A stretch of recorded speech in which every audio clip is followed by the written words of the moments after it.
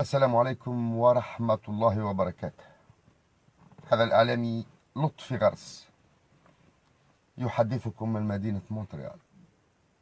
خبر بتاع اليوم يندى له الجبين للأسف الشديد.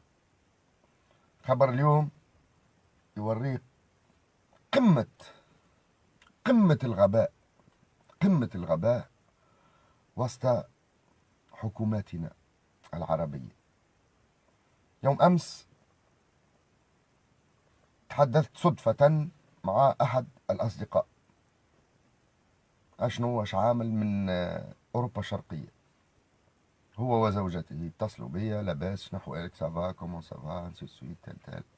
جاو هنا الموريال يعني منذ سنتين، جاو في فاكونس، تعرفنا على بعضنا فاتصلوا بيا يوم أمس نحكيو من هنا إلى هنا ايش تعملوا.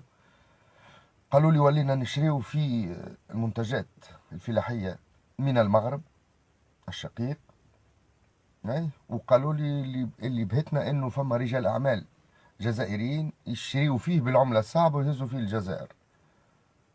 دخت في راسي، والله دخت، لا حول ولا قوة إلا بالله. يعني المغرب الشقيق، المملكة المغربية، تبيع منتجاتها الفلاحية إلى أوروبا الشرقية، وأوروبا الشرقية تبيع منتجات المغرب الشقيق الجار إلى من؟ إلى الجزائر. وقلت له يعني الجزائريين، رجال الأعمال الجزائريين يشريوا معناتها هالمنتجات الفلاحية هذه ويعرفوا أنها من المغرب؟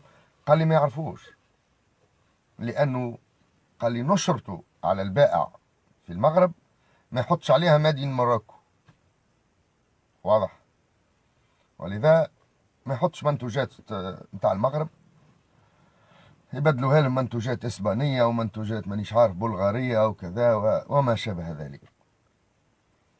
بالله فيقوا راهو بيناتكم حد